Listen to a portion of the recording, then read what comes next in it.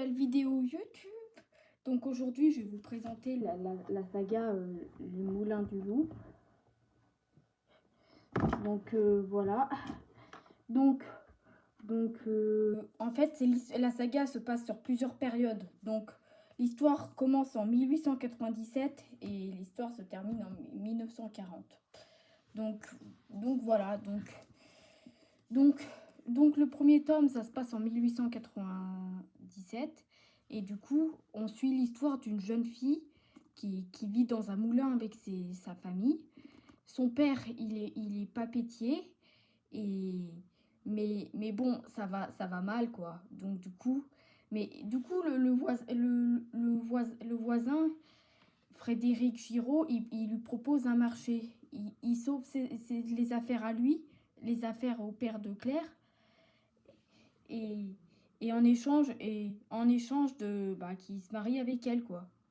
Et du coup, lui et son père, du coup, le père, il accepte parce que, pour sauver ses affaires, voilà. Mais Claire, elle est contre ce mariage. Elle aime pas ce gars. Et ce gars, il est réputé, il a une sacrée réputation quand même, hein. Et, mais elle aime pas. Mais bon, après, elle se résigne. Elle se dit, bon, si c'est pour sauver les affaires de mon père, je veux bien le faire, quoi. Donc, euh, donc voilà, et, mais un jour, elle rencontre Jean, qui est un bagnard en fuite, elle commence à développer des sentiments pour lui. Et voilà. Et voilà le premier tome. Aussi, elle a une cousine, Bertie, qui est infirme. Et voilà, elle s'occupe d'elle. Et voilà. Et donc, je vais passer au troisième tome parce que je n'ai pas le deuxième tome. Je sais, vous allez me trouver bizarre, mais bon, écoutez, voilà quoi. Donc, du coup, le troisième tome, ça se passe en 1918. Bah oui, des années se sont écoulées. Donc voilà.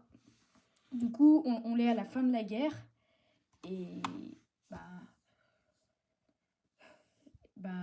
et du coup, voilà. J'essaie de trouver comment vous résumer sans vous spoiler, quoi. Et, et du coup, ah, si, tout ce que je peux vous dire, c'est qu'il y a un mariage en préparation dans ce troisième tome. Mais mais ça sera perturbé par de nombreuses révélations. Donc, mais je peux pas vous en dire plus. Donc voilà. Donc ce quatrième tome, ça se passe en 1920, c'est-à-dire 2 ans après le troisième tome, quoi. Et, et du coup, il y a de l'amour dans l'air. Et, du coup, il y a deux personnages qui vont tomber amoureux l'un de l'autre. Et bon, malgré que les gens, malgré que la famille, elle est contre, quoi. Enfin, quelques personnes sont contre leur amour et voilà. Et il y a aussi une mort, et il y a aussi un personnage qui meurt dans ce roman. Et franchement, c'est triste. Tout le monde la regrette. Donc voilà. Et en plus, il y a une ellipse dans ce quatrième tome. Et il y a une ellipse. Donc voilà.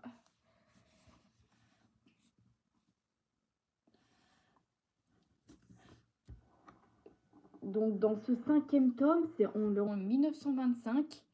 Et il y a une catastrophe qui se passe sur le moulin du loup. Et genre, à cause d'un violent orage, il y a un incendie qui frappe le moulin. Et ouais, c'est une catastrophe, quoi.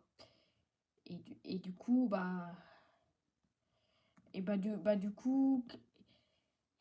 du coup, Claire, elle est triste parce que c'est son moulin. Et du coup, voilà, quoi.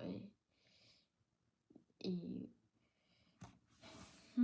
voilà, désolée si je peux pas vous en dire plus, mais sinon ça va gâcher toute l'histoire des précédents tomes et voilà. Mais j'essaie de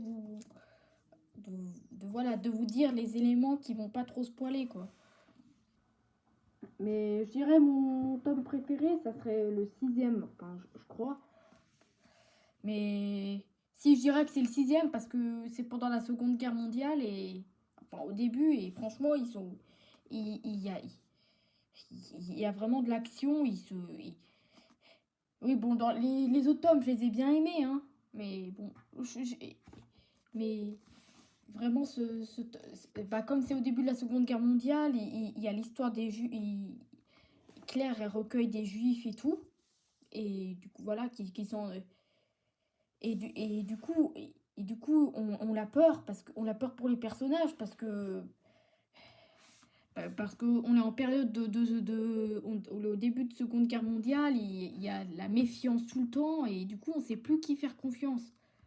Et, et vraiment, ce sixième tome, il est vraiment, j'en ai eu des frissons quand je l'ai lu, hein, franchement. Les autres tomes moins parce que ils étaient pas trop en période de guerre, mais là franchement, j'ai eu des frissons, hein. Mais tous les tomes sont franchement bien. Marie-Bernadette Dupuis, elle a une plume, mais franchement incroyable, hein. Je vous la conseille trop. Je sais, j'arrête pas de vous le dire, mais franchement, sa plume, waouh! Et franchement, on est plongé dans l'histoire, on n'arrive plus à s'arrêter quand on lit ses livres, hein. Franchement, moi, le livre Alban, là, je l'ai terminé en 3 jours. Franchement, il était trop bien. Et j'aimerais tellement avoir. Mais je crois qu'il y a un quatrième tome qui va sortir. Mais voilà. Mais bref, c'est pas le sujet. Donc voilà. Voilà, il y a 6 tomes. Bon, j'ai pas le deuxième tome, hein, mais bon. Il y a que le deuxième tome qui me manque. Je sais, ça a aucune logique, mais voilà. Donc voilà, j'espère que ça vous aura plu. Ah oui, sachez qu'après, il y a une suite, entre guillemets, à cette saga. Il y a la saga Abigail. Bon, moi, j'ai 3 tomes. En fait, il y a deux... comment dire il y a... Il y a deux petits... Enfin, oui, il y a la saga Abigail qui fait suite à ça. Et avec de nouveaux personnages, Abigail et Adrien. Donc, donc voilà. Et, et ça fait plaisir. Mais moi, j'ai lu la série, enfin, j'ai lu les trois. Attends, je vais vous expliquer parce que il y a 2 générations, entre guillemets, de livres. Abigail, et moi, j'ai la deuxième génération. Bon, excusez-moi si je m'exprime mal, mais bon, il y a 2 types de sagas. Il y a mais il y a 2 types voilà quoi. Enfin bref. Mais ouais, mais je vous les présenterai dans une autre vidéo. Donc, voilà. J'espère que ça vous aura plu et à la semaine prochaine pour une nouvelle vidéo.